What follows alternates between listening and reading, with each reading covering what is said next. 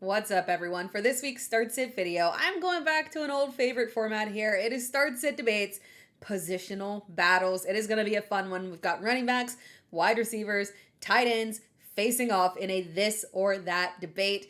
Woody Marks versus Kyle Monangai, Brian Thomas Jr. versus Khalil Shakir, Oronde Gadsden versus Brenton Strange, and one extra bonus debate on what on earth are we doing with the Minnesota wide receivers.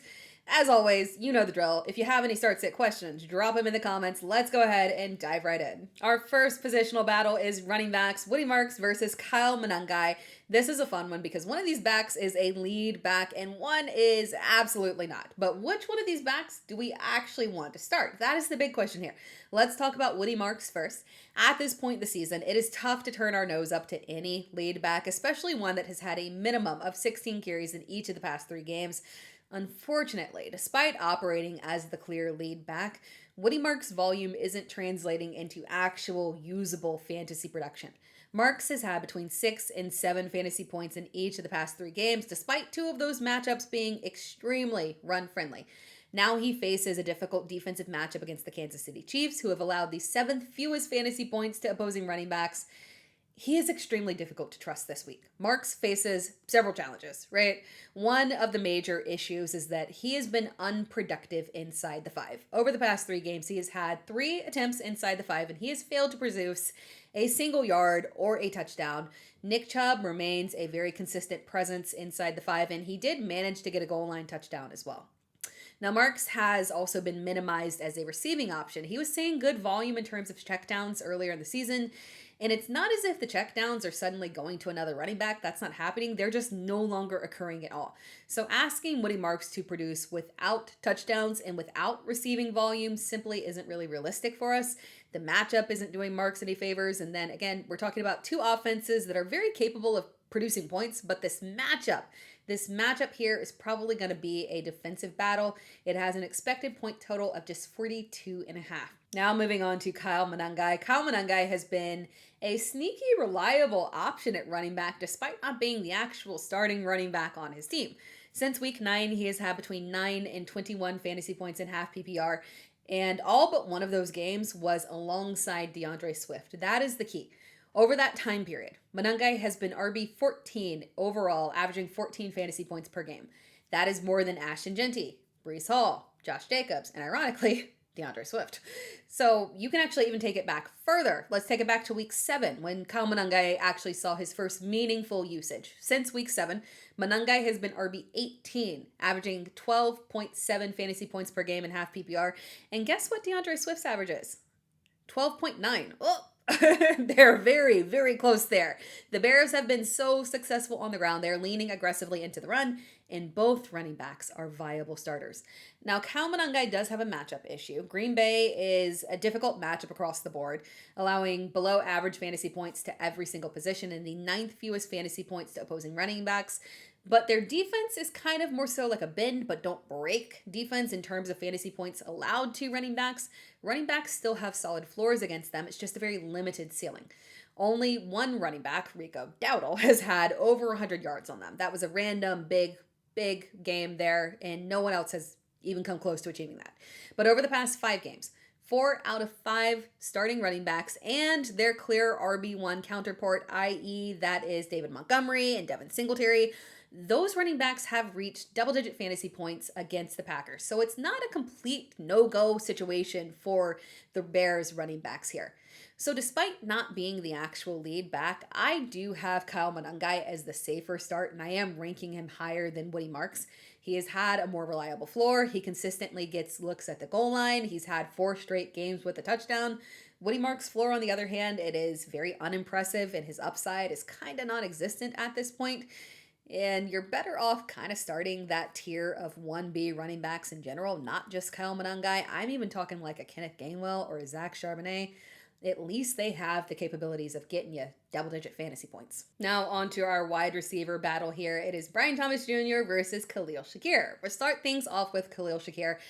At this point, I would literally pay Josh Allen just to give us a heads up. I just want to call him up and say like, hey, Josh Allen, what you thinking? What are you thinking about Khalil Shakir this week? Is it like one reception, or are you hitting him with like a solid 7? Is he gonna get a solid 7 receptions? Just let us know. Love you, bud. Tell Haley I said hi. We love her too.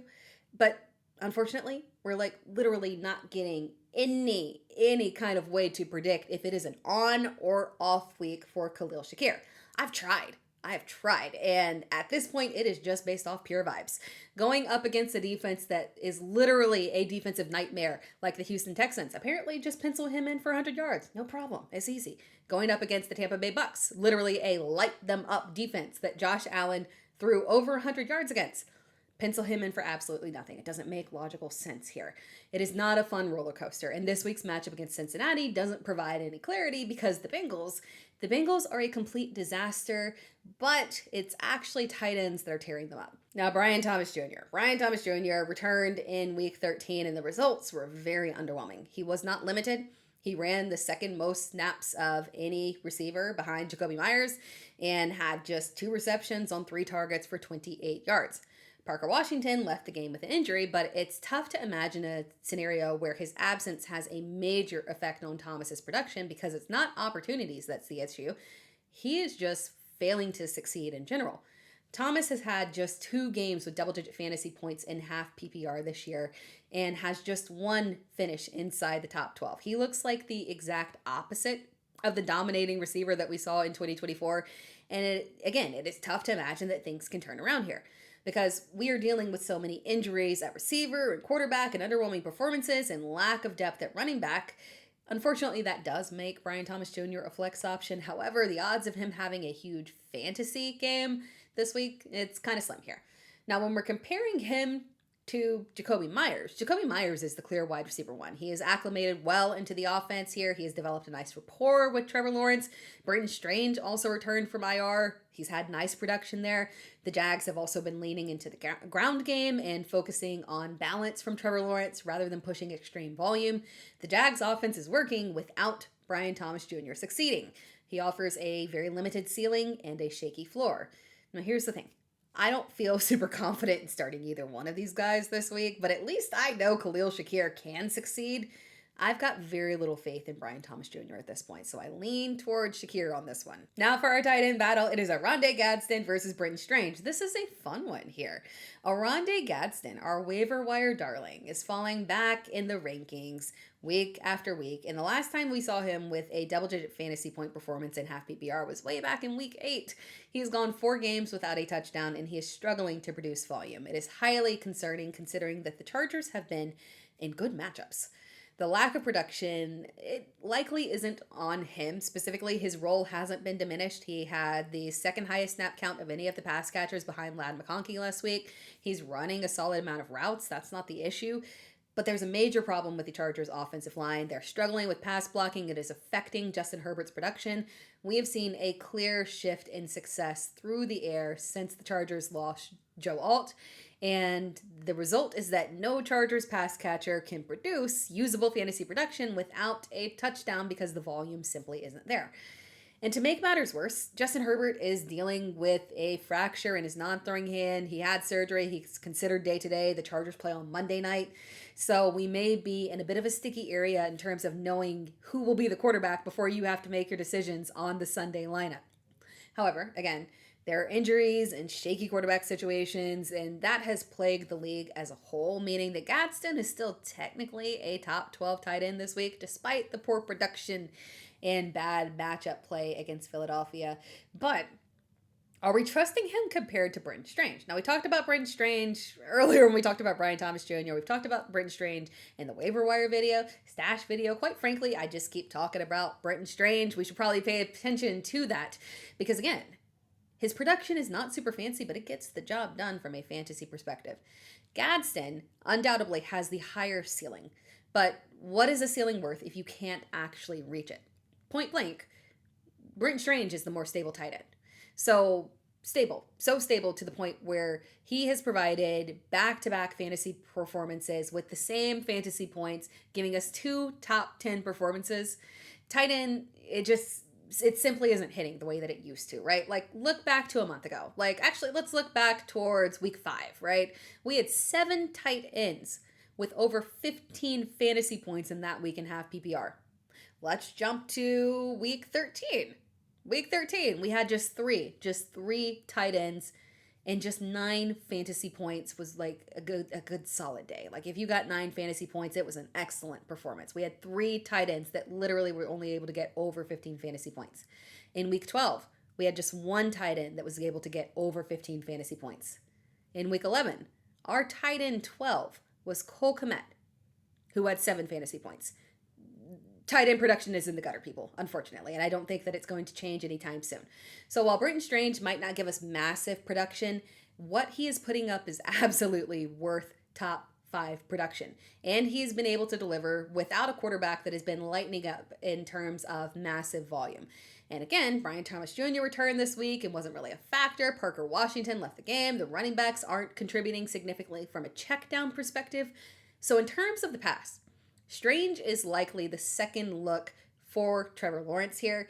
Yeah, we are taking Strange over Oronde Gadsden. Now, this last one is a bit less of a debate and more of like a warning or possibly a complaint. Like, it could just be a rant here. Both Jordan Addison and Justin Jefferson have struggled immensely with J.J. McCarthy at quarterback this season. The last time that we saw Jefferson with double-digit fantasy points in half PPR was way back in week 9. The sad part is that was his best performance of the season with McCarthy at quarterback, and that was just 6 receptions on 9 targets for 47 yards, and a touchdown. Now, to be fair to McCarthy, he hasn't been the only problem. We got, a dreadful start from Max Brosmer last week. And while the volume was definitely higher with Carson Wentz at quarterback, Jefferson had just 2 top 12 performances. It wasn't like it was anything spectacular. Life for Addison, on the other hand, has been even more rough with J.J. McCarthy at quarterback. Addison was suspended for the first 3 games of the season, so he did not play with McCarthy early. He had his first game with McCarthy in week 9. Not so coincidentally, the last time that we saw double-digit fantasy points from Jordan Addison was in week 8 with Carson Wentz. The combination just doesn't work. With McCarthy, Addison has failed to reach double-digit fantasy points. He has had fewer than 50 yards in every single game, and he's had just 1 touchdown. One thing is for sure. If Brosmer is at quarterback, and thank God it does not look like he is, but if Brosmer is at quarterback, neither one of those receivers can be started in any way, shape, or form despite the matchup. But it looks like we are getting J.J. McCarthy at quarterback, and that does make things kind of interesting here, because the matchup is good. Washington has been extremely friendly this season. So friendly that they allowed Bo Nix, who is facing one of the worst second-year regressions we have seen, they allowed Bo Nix to get over 300 yards. And that is just the second time that he has done it this season. The first time was against Cincinnati, for reference. That is just how much of a struggle that it has been for Bo Nix, and that is just how bad the Washington defense has been. So this matchup is technically a get-right game for J.J. McCarthy, but it is extremely difficult to trust him and think that he can get right in any capacity. But at least McCarthy does provide reasonable-ish volume for Justin Jefferson. That would make him worthy of a flex start, but given the struggles that he has had getting the ball downfield to Jordan Addison is an extremely risky start. Thanks for watching this video. If you enjoyed the video, be sure to like the video and subscribe to my channel. You can find me across all social media platforms at It's Dara Time, so make sure that you are locked in, tuned in, subscribe, turn on notifications, all that good stuff, because we are closing out the fantasy season strong, and then we are heading straight into the off season covering the topics that you need to know early so that you're prepared for 2026. So lock in and stick with me. Again, we are closing out this fantasy season strong. I've got more waiver wire videos, start sit videos, live shows with live Q&A where you can ask me any questions that you want, and so much more.